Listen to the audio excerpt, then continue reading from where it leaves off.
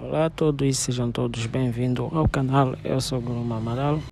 Estou aqui para partilhar um vídeo do nosso Severino Nguenha, professor catedrático de Filosofia da Interculturalidade na Universidade Pedagógica de Moçambique e ao mesmo tempo reitor da Universidade Técnica de Moçambique. Essa é uma reflexão profunda sobre as cicatrizes do passado, os conflitos atuais e a imperatividade da reconciliação para a construção de um futuro coeso.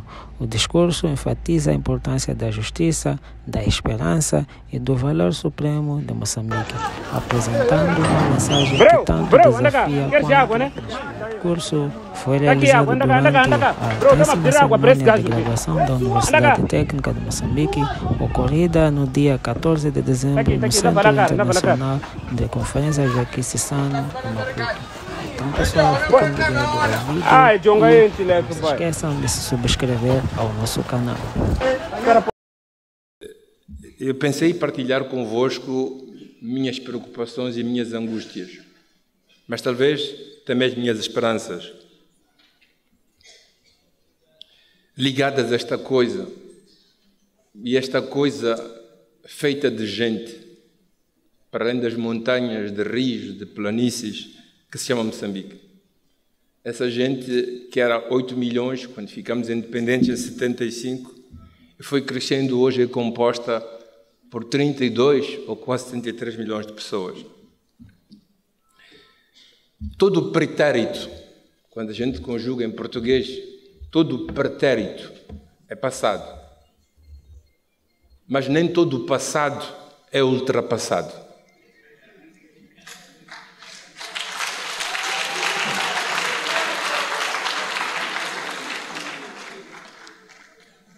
Há pretéritos, há passados que, pela sua pujança e força, ressuscitam de vez em quando o nosso presente e o nosso futuro, condicionando, guiando e até criando problemas. Às vezes nós reabrimos tumbas de cadáveres enterrados, mas não mortos, que acabam soprando nas nossas vidas o seu cheiro de morte, de confusão, de problemas e de dificuldades. Não sei onde começa Moçambique, nem para onde começar para pensar nesta geografia que se tornou humana e se foi multiplicando nos tempos e que hoje compõe ou é composta por 33 milhões de pessoas. Agora que eu estava na Europa por razões de saúde e encontrei um livro, por acaso, numa livraria, que falava dos 7 séculos de escravatura, desde o século VII ao século XIV, praticado em África e que era feita pelos árabes. É uma parte da nossa história que ninguém conhece, ninguém sabe e que nós falamos dela muito pouco. Ela incidiu muito sobre a África Ocidental, o que é Níger, o que é Mali hoje, mas ela chegou aqui no Zanzibar e influenciou e teve um impacto enorme em muitas das nossas populações aqui no interior daquilo que é Moçambique hoje. Do século XV começou uma nova forma de escravatura, tão horrenda e horrível como a precedente, que durou 5 séculos. Oficialmente terminou em 1865 para os Estados Unidos. Os luso-brasileiros só terminaram em 1885, no mesmo ano em que, em Berlim, decidiram dividir os nossos espaços e criaram aquilo que se chama Moçambique. Quando vocês vão em Inhambane e vocês chegam no barco que de Inhambane vai para Machixe, está lá escrito: aqui capturavam-se as populações até 1912. Quer dizer que a escravatura não terminou em 1985. Se vocês vão à ilha de Moçambique, no centro, tem uma placa que fala de escravatura até 1926. Se vocês vão para o interior de Nampula, encontram placas que falam do processo de escravatura até os anos 30. Se um dia forem para as reuniões ou para as Maurícias, vocês vão encontrar populações pretas, escuras, como nós, que são chamadas Moçambique, porque nós fomos a última parte do continente depois de termos começado a dar escravos. Os últimos escravos que provinham da nossa zona chamavam-se Moçambique. E chamam-se ainda hoje a essa população de Moçambique.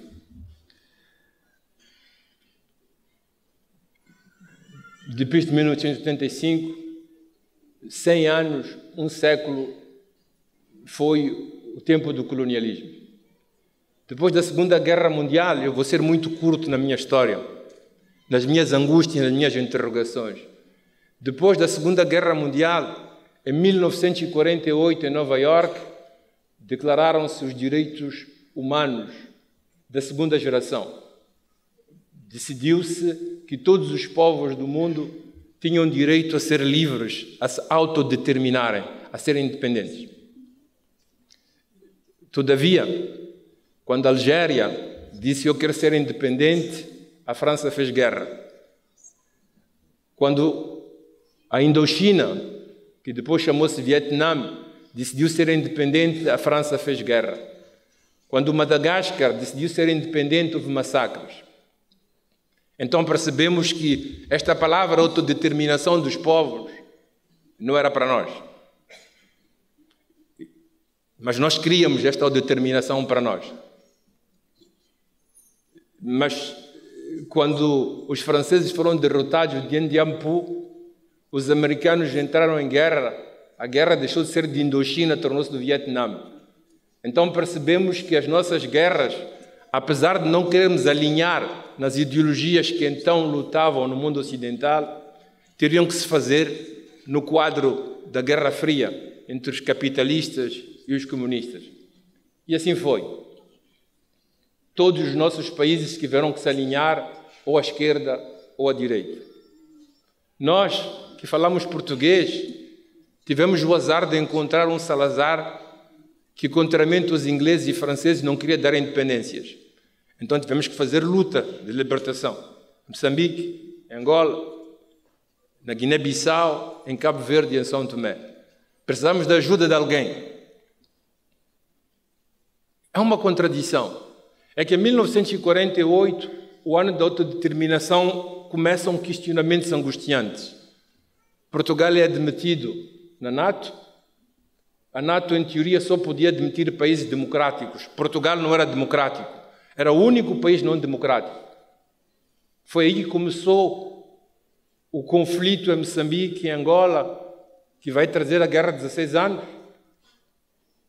Em 1967, depois de Eduardo Mondlane ter tido ajuda da parte dos Kennedys, quando há a guerra de 6 dias, em que Israel luta contra os árabes, os americanos retiram o próprio apoio a pedido de Salazar, e Moçambique é obrigado, ou a Frelimo, na altura, é obrigado a ir pedir ajuda à China e à União Soviética. Será por isso que em 69 Eduardo Mondlane vai ser assassinado? O que aconteceu para que em 1972 a África do Sul, a Rodésia e Portugal assinassem o Acordo de Alcora? O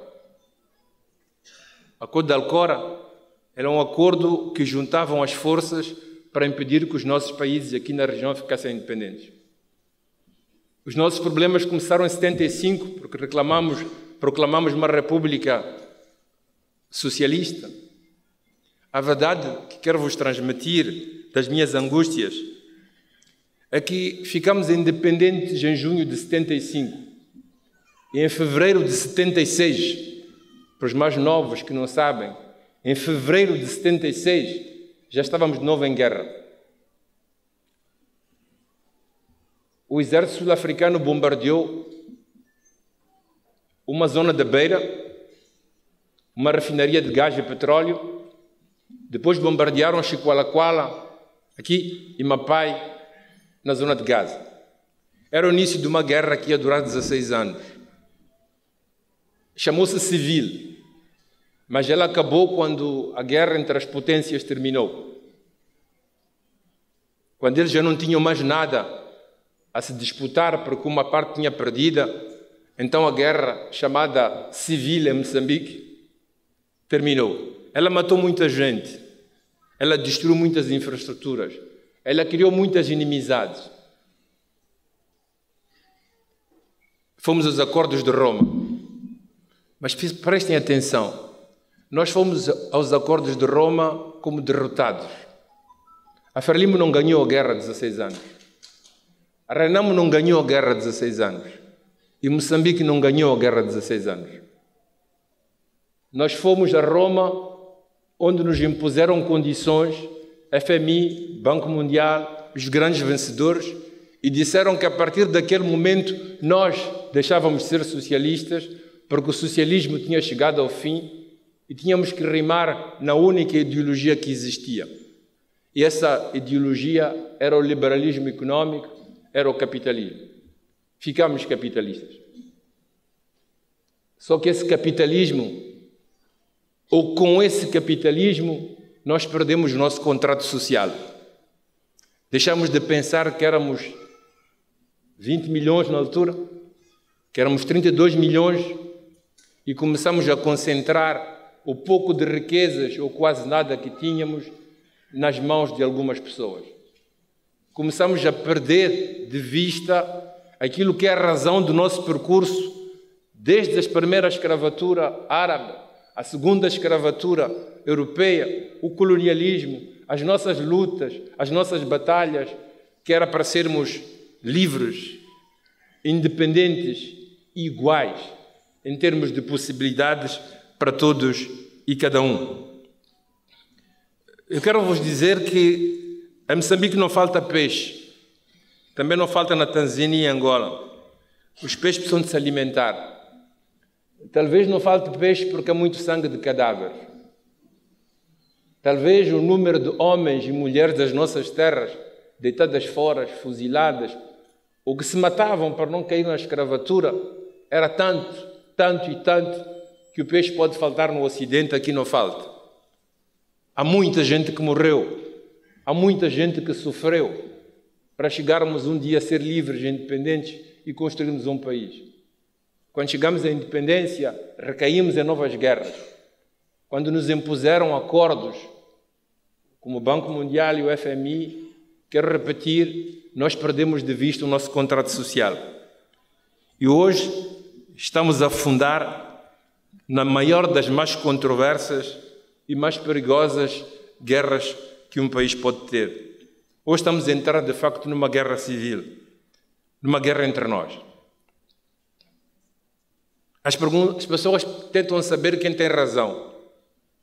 Eu acho que isso não é pergunta importante. As pessoas tentam saber quem tem culpa. Acho que essa pergunta não faz sentido.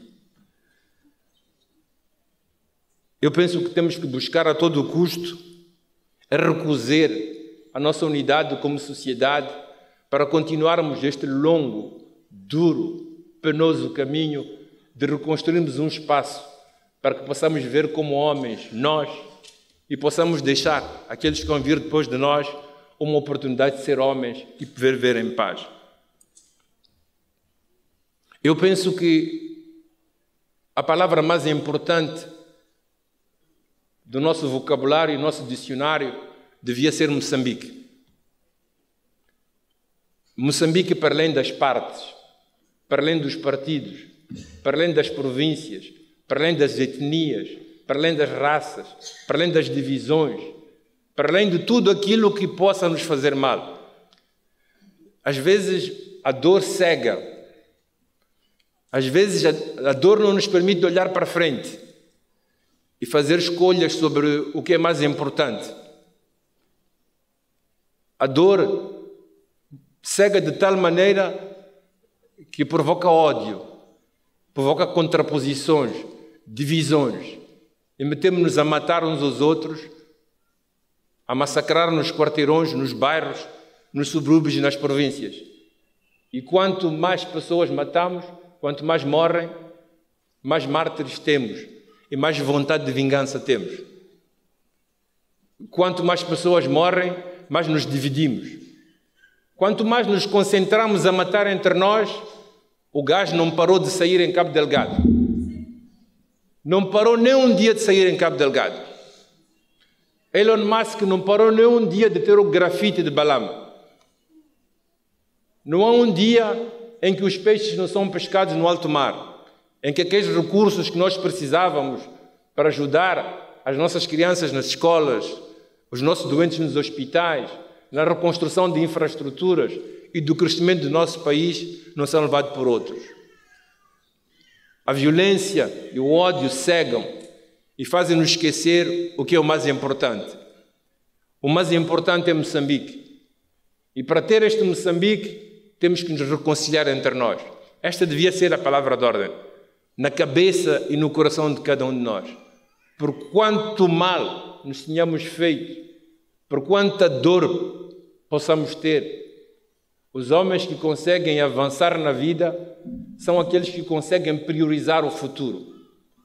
Dizer que no altar do futuro podemos e devemos sacrificar todos os passados e todas as dores. Nós precisamos de paz. Nós precisamos de nos reencontrar. Nós precisamos, para ter paz, para ter um reencontro, precisamos de justiça. Vou terminar com isto. Qualquer filósofo que se respeite, qualquer teólogo que se respeite, qualquer estudante de direito que se respeite, como são alguns colegas dentre nós, a um momento ou no outro da própria existência, estão confrontados com esta ideia de justiça.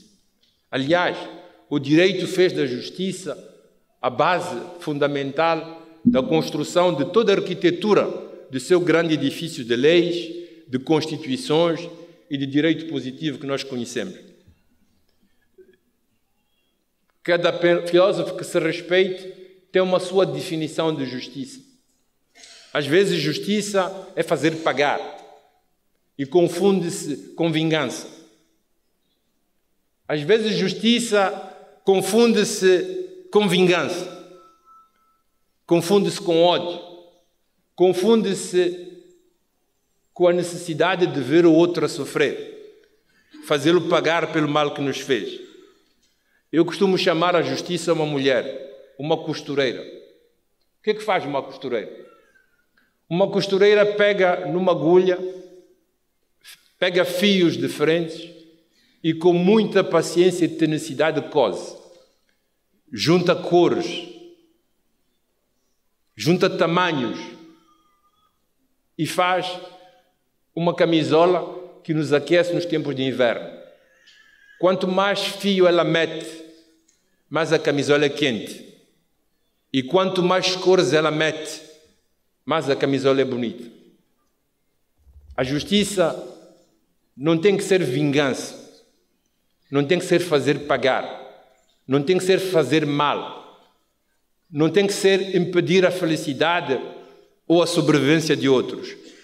Tem que ser uma capacidade de pegar fios dispersos, irmos cozendo com as nossas diferenças, cozendo com as nossas alteridades, cozendo com cores diferentes, com etnias diferentes, com partidos diferentes, com sensibilidades diferentes.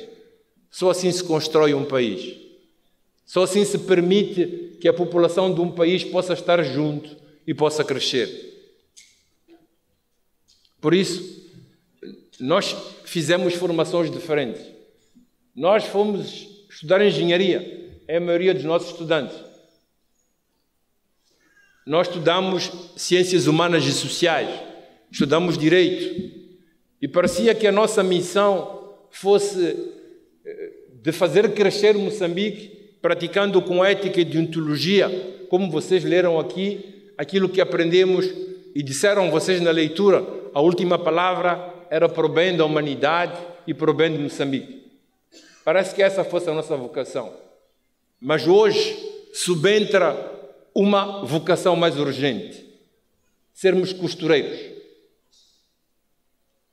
Costurarmos Moçambique. Participarmos a fazer com que a reconciliação do nosso país volte. Que a paz volte e que ela possa progredir. Essa é a condição para a nossa existência, é a condição para o nosso crescimento, é a condição para deixarmos um futuro àqueles que vão vir depois de nós. Eu queria vos sugerir isto ao terminar, que a palavra de ordem nas vossas cabeças e corações fosse Moçambique, por cima de tudo e de todos, por cima das partes. Que a palavra guia fosse esforço de reconciliação, que isto que nos custar, esforço pela paz. Não importa a quantidade nem a qualidade de esforço que temos que fazer. Esta é a condição para nós vivermos, sobrevivermos, crescermos. Esta é a condição para legarmos aquelas famílias que nos trouxeram, que estão atrás, mas aquelas famílias que estão em frente, que vamos construir alguma coisa, algum espaço, alguma possibilidade de se realizarem e de encaminhar-se em direção à felicidade. Então, a universidade não dá diplomas, dá missões. Quando nós vos damos um diploma, é como quando a gente dá a carta de condução a quem frequentou a escola de condução. E a gente diz para ele, tens aqui a carta de condução. Não é para guardares a carta de condução no armário, é para conduzires. Ninguém faz a carta de condução para deixar no armário. É para pegar no carro e conduzir. E quanto mais conduz, mais prática tem. Aos diplomas que nós vos distribuímos hoje, essa missão científica que vocês assumiram, eu quero vos sugerir uma segunda missão. A missão de costurar o país, de costurar Moçambique. Nas cabeças, nas inteligências e nos corações. A começar por vocês mesmos e aqueles que estão próximos de vocês. Espero de vocês que saibam ser bons profissionais. Espero de vocês que saibam ser costureiros, que participem a costurar, custe o que custe, este Moçambique para nós e para aqueles que vão vir depois de nós. Obrigado.